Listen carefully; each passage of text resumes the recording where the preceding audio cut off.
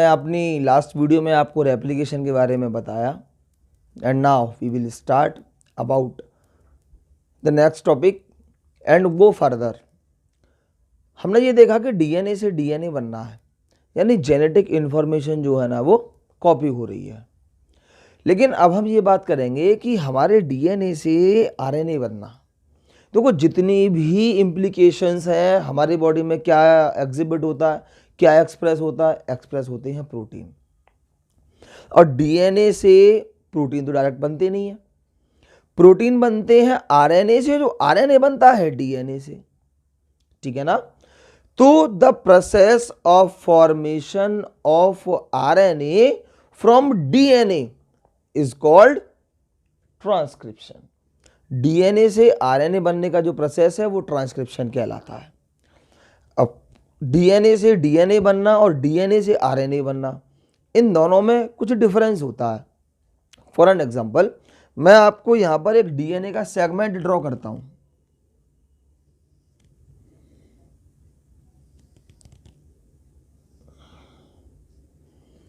Three dash 5 dash 5 dash और 3 dash, ये एक डीएनए है। अब रेप्लिकेशन में क्या होता था कि यहां से और यहां तक ये पूरा डीएनए कॉपी होता था, जबकि आरएनए यानी कि ट्रांसक्रिप्शन में ऐसा नहीं होता। आरएनए में डीएनए जो होता है ना, पूरा डीएनए, उसका एक सेगमेंट, यानी सपोज दैट ये डीएनए है तो ये पूरा कॉपी नहीं होगा, इसका ये सेगमेंट जो हो सकता है ये हो, इतना सेगमेंट, ये इतना सेगमेंट ही कॉपी होगा, पहली बात। दूसरी बात कि इस सेगमेंट में, क्योंकि ये डबल स्ट्रैंडेड है, इसमें केवल इसका एक स्ट्रैंड ही कॉपी होगा, दोनों स्ट्रैंड कॉपी नहीं होंगे। कॉपी होने का बेस वही है, द प्रिंसिपल ऑफ कॉम्प्लीमेंटैरिटी। लेकिन यहां पर जो कॉपी होगी वो कॉपी पूरे डीएनए की नहीं होगी, डीएनए के एक पीस की होगी। सेकेंडली, दोनों स्ट्रैंड कॉपी नहीं होंगे, कॉपी केवल एक स्ट्रैंड होगा। क्यों भैया? डीएनए में तो दोनों स्ट्रैंड हमारे कॉपी हो रहे थे, तो आरएनए में दोनों स्ट्रैंड कॉपी क्यों नहीं हो रहे? इसके पेट में क्या दर्द हो रहा है? दर्द हो रहा है। दोनों स्ट्रैंड कॉपी नहीं हो रहे, कॉपी केवल एक स्ट्रैंड हो रहा है और दर्द हो रहा है। क्या दर्द हो रहा है, कैसे दर्द हो रहा है, अभी देखते हैं कैसे दर्द हो रहा है। सबसे पहले मैं एक डीएनए का सेगमेंट बनाता हूं आपका 3 डैश ATGCAT 5 डैश। ठीक है ना। अगला फिर इधर 5 डैश TACGTA 3 डैश। ठीक है ना। इसको मार्क करते हैं, नंबर 1 और नंबर 2। ठीक। अब मैं ये मानता हूं कि अभी मैंने बोला केवल एक स्ट्रैंड टेम्पलेट होता है ड्यूरिंग ट्रांसक्रिप्शन, और जबकि in replication both the strands act as a template. तो अब मैं यहां आपको ये बताऊंगा कि यहां पर ये दोनों स्ट्रैंड टेम्पलेट क्यों नहीं होते। वेरी फर्स्ट, मैं इसका एक आरएनए यहां बनाता हूं। ठीक है ना। इसका आरएनए क्या बनेगा? एडेनिन का thymine, but in RNA thymine होता नहीं है, होता क्या है? यूरेसिल। तो एडेनिन का कॉम्प्लीमेंट्री क्या आएगा आपका? Uracil, adenine, cytosine, guanine, thymine and adenine. ठीक है, नंबर 1। और इसका कॉम्प्लीमेंट्री क्या होगा? Adenine, uracil, guanine, cytosine, adenine and आपका यूरेसिल, सॉरी यूरेसिल। ठीक है ना। नंबर 2। अब यानी कि या इंफॉर्मेशन कितनी है? एक इंफॉर्मेशन है। ठीक है ना। जेनेटिक इन्फॉर्मेशन एक है और उस एक इन्फॉर्मेशन को कॉपी, यानी वो एक इन्फॉर्मेशन दो जगह गई और दोनों जगह अलग अलग गई। यहाँ पर इन्फॉर्मेशन क्या आई, UACGTA, और यहाँ क्या आई, AUGCAU। यहाँ इन्फॉर्मेशन अलग आई इस RNA पर और यहाँ RNA पर इन्फॉर्मेशन अलग आई, यानी कि एक इन्फॉर्मेशन को देने के लिए आपके पास दो डिफरेंट तरह के RNA आ गए। अब क्योंकि ये दो डिफरेंट तरह के RNA आ गए तो एक अलग पॉलीपेप्टाइड की कोडिंग कर रहा है और दूसरा एक अलग पॉलीपेप्टाइड की कोडिंग कर रहा है। भाई यहाँ मिथियोनाइन आएगा, क्या यहाँ मिथियोनाइन आएगा, या बिल्कुल मिथियोनाइन नहीं आएगा। तो यानी कि आपकी बॉडी में जो मॉलिक्यूल बनेंगे एक चीज के, वो एक चीज के मॉलिक्यूल दो तरह के बनेंगे। फॉर एन एग्जाम्पल कि आपकी बॉडी में ब्लड है, ब्लड के ऊपर एक कोटिंग है, तो यहाँ ये कोटिंग अलग बनाएगा, ये कोटिंग अलग बनाएगा, यानी आपकी एक बॉडी में दो तरह का ब्लड चलेगा। हो खेल, यानी काम जो हमारा होना था वो काम का कबाड़ा हो गया, वो काम बिल्कुल नहीं होगा। ठीक है ना। तो वेरी फर्स्ट, इसीलिए कि जो RNA हमारा बनता है DNA से, उसमें केवल एक स्ट्रैंड कॉपी होता है, दोनों स्ट्रैंड कॉपी नहीं होते। क्यों? क्योंकि भाई दोनों स्ट्रैंड आपस में कॉम्प्लीमेंट्री हैं और कॉम्प्लीमेंट्री का मतलब आइडेंटिकल नहीं होता। ठीक है ना। सेकंड, कि अगर दोनों स्ट्रैंड ही हमारा RNA बनाएंगे तो ये RNA जो हमारा बनेगा वो RNA हमारा डबल स्ट्रैंडेड बन जाएगा, dsRNA बन जाएगा। देखो ना, यूरेसिल एडेनाइन से बॉन्ड बनाएगा, एडेनाइन यूरेसिल से बॉन्ड बनाएगा, साइटोसाइन ग्वानाइन से बॉन्ड बनाएगा, ग्वानाइन साइटोसिन से, और दोनों RNA आपस में एक हो जाएंगे, जुड़ जाएंगे। स्ट्रक्चरली और केमिकली वो एक्टिव और रिएक्टिव रहेंगे ही नहीं। इन दोनों की सेटिंग आपस में हो जाएगी। इसको किसी दुनिया से मतलब नहीं है। अब ना तो इस पर अब tRNA आएगा, ना इस पर rRNA आएगा, और जेनेटिक इंफॉर्मेशन तुम्हारी रिप्रेजेंट ही नहीं होगी। And the formation of RNA and the importance of transcription will be futile one, बेकार हो जाएगी। इसीलिए केवल एक स्ट्रैंड ही हमारा क्या होगा, कॉपी होगा, दोनों स्ट्रैंड कॉपी नहीं होंगे। ठीक है ना। तो ये रेप्लिकेशन और ट्रांसक्रिप्शन का डिफरेंस है, आपके एग्जाम में आ जाता है, आप इसको तैयार करेंगे। ठीक है ना। पहले मैंने क्या बताया कि कॉम्प्लीमेंट्री का मतलब आइडेंटिकल नहीं होता। अगर DNA के दोनों स्ट्रैंड टेम्पलेट का काम करेंगे तो हमारे पास दो अलग अलग तरह के RNA आ जाएंगे और that would be code for different protein. ठीक है ना। For a single information, mark घर से इंफॉर्मेशन आई कि साहब चीनी लेके जानी है, अब तुम चीनी की जगह बतास किलो उठा लाई, अब किया क्या जाए, काम बिगड़ गया कि नहीं बिगड़ गया। तो यहीं पर यही बात आई। दूसरा, अगर दोनों स्ट्रैंड आपके बनेंगे और दोनों स्ट्रैंड भी कॉम्प्लीमेंट्री होंगे आपस में, तो फिर वो कोई काम ही नहीं करेंगे, या तो काम कर नहीं रहे और या काम का सत्यानाश कर रहे हैं। समझ में आ गई बात। तो RNA की इंफॉर्मेशन खत्म हो जाएगी, बेकार हो जाएगी। तो अब बात चली कि ठीक साहब ये तो हमारी समझ में आ गया। अब आप मुझे ये बताओ कि जो हमारा अब जो ट्रांसक्रिप्शन होगा वो होगा कैसे और वो होगा कहां पे। तो लेट सी।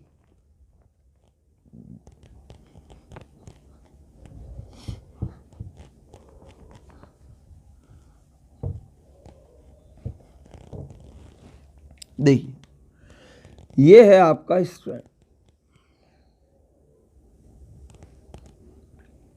3' और 5' 5' और 3'। अब हमारा जो DNA डिपेंडेंट RNA पॉलीमरेज है, यानी कि जो DNA पे डिपेंड होकर के RNA का पॉलीमराइजेशन कराएगा, DNA डिपेंडेंट RNA पॉलीमरेज। ठीक है ना। वो DNA डिपेंडेंट RNA पॉलीमरेज जो है ना, वो एक ही डायरेक्शन में काम करता है, दैट इज 5' to 3'। यानी कि वो स्ट्रैंड जिसकी पोलैरिटी आपकी 3' to 5' होगी, वो आपका कहलाएगा टेम्पलेट स्ट्रैंड।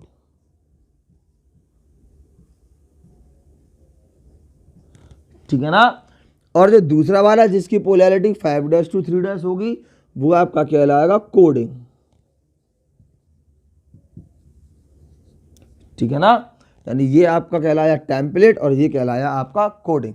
आपके दो स्ट्रैंड हो गए। ठीक है ना। अब जो किसी की कोडिंग नहीं कर रहा है सो कोडिंग, ठीक है ना, बात समझ में आ गई। तो अब इसका रोल क्या है, इसका रोल ये है कि सबसे पहले मैंने अभी आपको बताया कि ये एक डीएनए का सेगमेंट है और इसका हमको क्या करना है, ट्रांसक्रिप्शन करना है, ठीक है ना। तो जब हम इसका ट्रांसक्रिप्शन करेंगे तो अब ये हमारा टेम्पलेट स्ट्रैंड है हमारा, इस टेम्पलेट स्ट्रैंड पर कुछ पोर्शन होते हैं, कुछ पॉइंट्स होते हैं। सबसे पहले यहां, ठीक है ना, प्रोमोटर, ठीक है ना, जिसको हम सिग्मा फैक्टर से इनिशिएट करते हैं, रिप्रेजेंट करते हैं। दूसरा हमारा टर्मिनेटर, जो हमारा रो है, ठीक है ना, ये प्रोमोटर है, ये टर्मिनेटर है। अब हमको जितने भी ये रेफरेंस देने होते हैं वो रेफरेंस हम कोडिंग स्ट्रैंड से देते हैं। जितने पार्ट से हमारा ट्रांसक्रिप्शन होगा वो कहलाता है ट्रांसक्रिप्शन यूनिट, ठीक है ना। अब ट्रांसक्रिप्शन यूनिट के 3 पार्ट होते हैं। सबसे पहला promoter,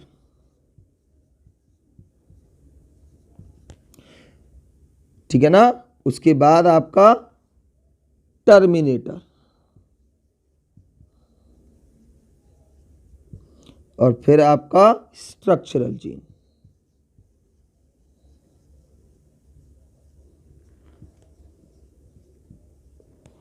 promoter, terminator and structural gene. Promoter क्या है, प्रोमोटर आपका होता है 5' अपस्ट्रीम। हमको सारे रेफरेंस कोडिंग स्ट्रैंड के देने हैं। अब ये ऊपर की तरफ है ना, तो 5' अपस्ट्रीम, इसको 3' नहीं बोलेंगे, क्या बोलेंगे, 5' अपस्ट्रीमों की रेफरेंस हमको कोडिंग स्ट्रैंड का देना। अरे बुरा मान जाएगा यार, कुछ काम है इसका, कुछ नहीं है ना। जो आपका टर्मिनेटर होता है वो कहां होता है, 3' डाउनस्ट्रीम। प्रोमोटर कहां है, 5' अपस्ट्रीम, टर्मिनेटर 3' डाउनस्ट्रीम। यहां से ट्रांसक्रिप्शन स्टार्ट होता है और यहां ट्रांसक्रिप्शन एंड होता है। इसकी जो उम्र होती है, इसकी जो लिमिट होती है वो होती है प्रोमोटर से टर्मिनेटर तक, ठीक है ना। और बीच का जो पार्ट जो ट्रांसक्राइब होगा वो है आपका स्ट्रक्चरल जीन, ठीक है ना। अब आपका जो स्ट्रक्चरल जीन है, ये स्ट्रक्चरल जीन मोनोसिस्टोनिक भी हो सकता है और पॉलीसिस्टोनिक भी। देखो जो वर्ड जीन है, जीन, ये वर्ड जीन का मतलब है आप डीएनए का कोई भी फंक्शनल सेगमेंट, लेकिन आप इसको लिटरली थियोरेटिकली डीएनए के सेगमेंट की फॉर्म में समझा नहीं सकते। क्या बोलोगे आप जीन को कि साहब डीएनए का वो आपका जो है ना पार्ट, वो सेगमेंट, वो piece which codes for mRNA, which codes for tRNA, which codes for rRNA, which codes for protein, which codes for a polypeptide। भाई आपने यहां पर प्रोकैरियोट में, आप मेरी बात समझिए, यूकैरियोट में आपने वो जीन बताया कि जीन साहब वो है जो क्या करे, जिससे हमारा एक पॉलीपेप्टाइड बने। लेकिन आप ध्यान करिए कि जब जो यूकैरियोट में mRNA बनता है, वो प्रीकर्सर mRNA बनता है, उस पर इंट्रोन्स यानी कि इंटरप्शंस होते हैं, एक्सोन्स यानी कि एक्सप्रेशंस होते हैं। तो भाई जो आपने mRNA बनाया, कोड तो वो भी नहीं कर रहा, प्रोसेस तो आपको उसको भी करना है। दूसरा, अब तुमने कहा एक्सप्रेस होना चाहिए, तो tRNA कौन सा एक्सप्रेस होता है, rRNA कौन सा एक्सप्रेस होता है, वो भी एक्सप्रेस नहीं होता। तो यहां पर हम जो वर्ड यूज करते हैं ना जीन के लिए, वो वर्ड यूज करते हैं सिस्ट्रोन, ठीक है ना। प्रोकैरियोट में जो हमारी ट्रांसक्रिप्शन होता है, जो ट्रांसक्रिप्शन यूनिट होती है, वो होती है पॉलीसिस्ट्रोनिक, उस पर प्रमोटर 1 से ज्यादा होते हैं। और यूकैरियोट में हमारा जो स्ट्रक्चर जीन होता है वो होता है मोनोसिस्ट्रोनिक, क्योंकि उस पर जो है ना प्रमोटर केवल 1 होता है, ठीक है ना, बात समझ में आ गई होगी। अब सेकेंडली यहां पर हम जो पॉलीमरेज एंजाइम लेते हैं वो है RNA polymerase enzyme second, DNA dependent RNA polymerase. अब डीएनए डिपेंडेंट आरएनए पॉलीमरेज क्या करता है, तो आइए अब इस व्यवस्था को देखते हैं, ठीक है ना। ग्लांस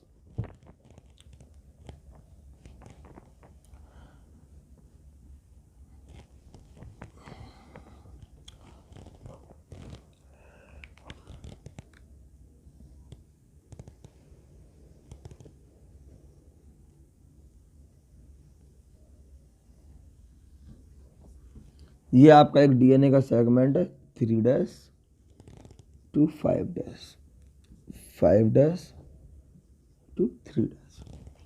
ठीक है ना, बात समझ में आ गई।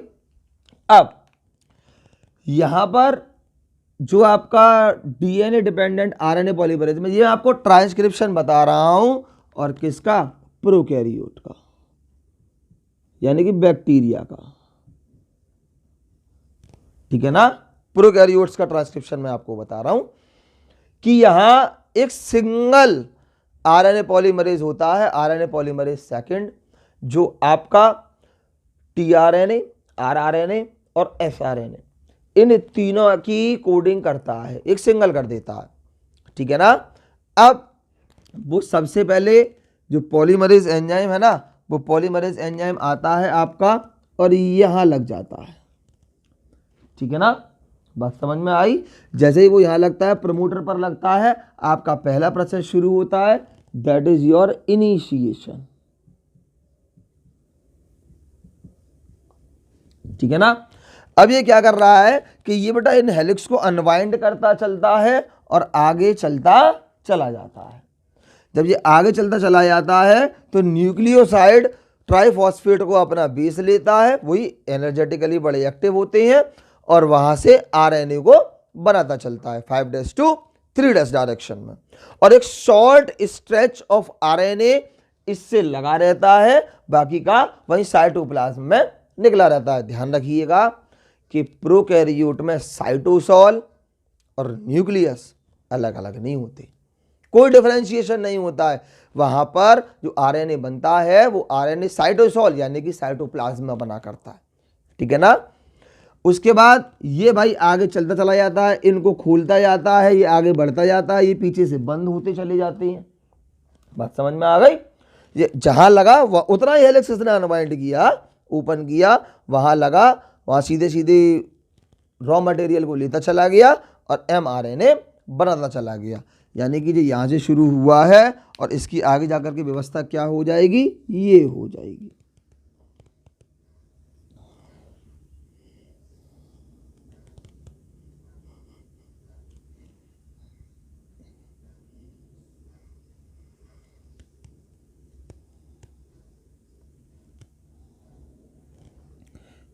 थ्री डैश, 5' 5' और 3'। अब जो यहाँ से चला मुसाफिर हमारा, और यहाँ से चल करके ये मुसाफिर कहाँ आ गया, और यहाँ आ गया। ठीक है ना, और यहाँ आ गया, और इसमें से एक शॉर्ट स्ट्रेच ऑफ आरएनए और इस तरह से निकलता चलता है। बात समझ में आ गई, कोई दिक्कत बिल्कुल नहीं। 5'। अब जो यहाँ पर पहुँचते पहुँचते यहाँ आया, और यहाँ आकर के जो इस तरह से आगे पहुँच गया, और आगे पहुँचने के बाद यानी कि क्या कर रहा है, आरएनए को इलोंगेट कर रहा है। This process is called elongation.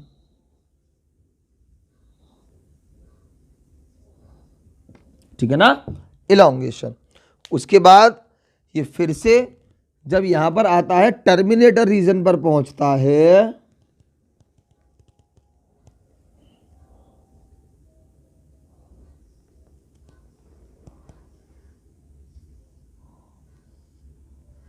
ठीक है ना, 3' 5' 5' और 3'। जैसे ही ये आपका टर्मिनेशन रीजन पर पहुंचता है, ठीक है ना, टर्मिनेशन रीजन पर पहुंचने के बाद ये पॉलीमरेज यहां से, क्योंकि रो फैक्टर है ना उधर, टर्मिनेशन पर पहुंचने के बाद ये पॉलीमरेज यहां से अलग हो जाता है। ठीक है ना, और इससे जो आरएनए रिलीज हो रहा है वो आरएनए इस तरह से अलग हो जाता है। ठीक है ना, और this process is called, this step is called termination.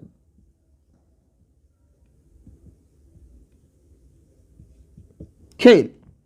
ठीक है ना, तो 3 स्टेप में आपका ट्रांसक्रिप्शन होता है, इनिशिएशन, एलोंगेशन और टर्मिनेशन। और मैंने जैसा कि बताया कि यहाँ साइटोप्लाज्म का और न्यूक्लियस का कोई भी सेपरेशन नहीं होता। जब साइटोप्लाज्म और न्यूक्लियस का कोई भी सेपरेशन नहीं होता तो यहाँ कभी कभी ट्रांसक्रिप्शन और ट्रांसलेशन में बी कपल्ड, एक साथ हो जाते हैं। एक तरफ से जो बनना है, जहां से प्रोटीन बनना चालू हो गया, क्योंकि इन्हें कोई काम तो आगे करना नहीं है, कहीं न्यूक्लियस में नहीं जाना, कहीं साइटोप्लाज्म में नहीं जाना, कहीं ट्रांसपोर्ट नहीं होना, कोई प्रोसेसिंग नहीं होनी, इनकी छाती पे कोई काम नहीं होता, जो नितांत फ्री है अपना काम दुरुस्त करते हैं। ठीक है ना। तो ये आपका कंप्लीट हो गया ट्रांसक्रिप्शन इन प्रोकैरियोट्स। अब यूकैरियोट्स में ट्रांसक्रिप्शन, तो देखो बेटा यूकैरियोट्स में कुछ एडिशनल कॉम्प्लेक्सिटी होती है। जो ट्रांसक्रिप्शन यूकैरियोट्स में होता है उसमें कुछ एडिशनल कॉम्प्लेक्सिटी होती है। पहली बात कि ये सारा काम जो होता है जो न्यूक्लियस के अंदर होता है। ठीक है ना। जब ये सारा काम उनका न्यूक्लियस के अंदर हुआ करता है उसके बाद वहां पर जो हमारा mRNA बनता है, जो हमारा mRNA बनता है वो फुल्ली प्रोसेस्ड नहीं बनता। ठीक है ना। mRNA हमारे जो RNA को बनाने वाले जो एंजाइम है वो एंजाइम्स भी अलग अलग होते हैं। RNA polymerase first, RNA polymerase second और RNA पॉलीमरेज थर्ड। जो RNA पॉलीमरेज फर्स्ट है वो राइबोसोमल RNA को बनाता है। RNA पॉलीमरेज सेकंड जो है वो प्रीकर्सर mRNA मींस hnRNA को बनाता है। और जो RNA पॉलीमरेज थर्ड है वो आपका tRNA 5SR RNA इस तरह RNA को बनाता है। यहाँ 3 अलग अलग एंजाइम है और clear cut division of labour है। RNA polymerase first, RNA polymerase second, RNA polymerase third. RNA polymerase second तो वो आपका प्रीकर्सर mRNA बनाएगा, RNA पॉलीमरेज फर्स्ट आपका राइबोसोमल RNA बनाएगा और RNA पॉलीमरेज थर्ड आपका tRNA बनाएगा। ठीक है ना। Clear cut division of labour है। उसके बाद सेकंड कॉम्प्लेक्सिटी, यहां पर जो यूकैरियोट की बात कर रहा हूं मैं, किसकी बात कर रहा हूं मैं, यूकैरियोट्स की बात कर रहा हूं। Transcription in eukaryotes. अब यहां पर जो RNA बना उस RNA में कुछ सेगमेंट्स हैं, मैं यहां दिखा रहा हूं आपको। ये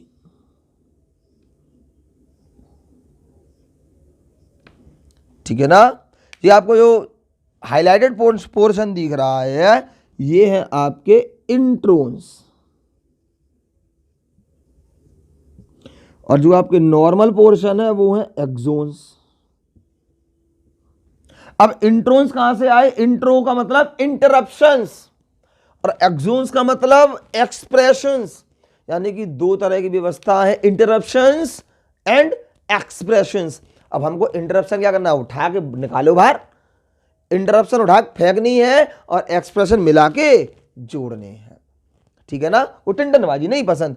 तो सबसे पहले वो process, the process by which introns are removed and exons are joined in a proper way, in a proper sequence, this process is called splicing. तो यह सबसे पहला काम क्या होता है आपका, स्प्लाइसिंग।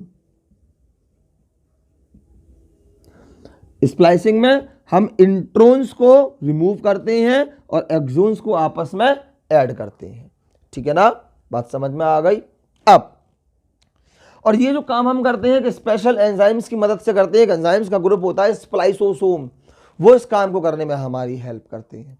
दूसरा काम, ठीक है ना, कि जो भाई इसकी पोलैरिटी क्या है, 5' to 3' मतलब जे इसका हेड है और जे इसकी टेल है। ठीक है ना। तो यहां पर हम 5' एंड पर 5 मिथाइल ग्वानोसाइन ट्राइफॉस्फेट ऐड करते हैं and this process is called capping. क्या बोलते हैं इसको, कैपिंग। और 3' एंड पर हम क्या करते हैं, एडिनाइलेट के 200 से 300 रिसाइड यहां पर और क्या कर देते हैं, ऐड कर देते हैं।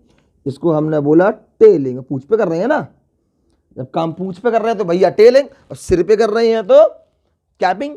कैप तो सिर में पहना जाता है, कमर पे लटका के तो कोई नहीं घूमता, और टेल यही होती है, सिर पे किसी के नहीं होती। तो उसके लिए कैपिंग सिर वाला, टेलिंग पीछे वाला। ठीक है ना। ये 3 काम करके अब हमारा जो hnRNA है, now it is fully processed mRNA, और जो न्यूक्लियस के पोर से यानी कि न्यूक्लियोपोर से होता हुआ और साइटोप्लाज्म तक चला जाता है। ठीक है ना। और अपने आगे के काम यानी कि ट्रांसलेशन के लिए वो रेडी हो जाता है। बात समझ में आ गई होगी, और आ गई हो तो यार चैनल को तुरंत सब्सक्राइब करें, लाइक करें और आगे अपने फ्रेंड्स को फॉरवर्ड करें। ठीक है ना। Good luck for your exam. Bye bye.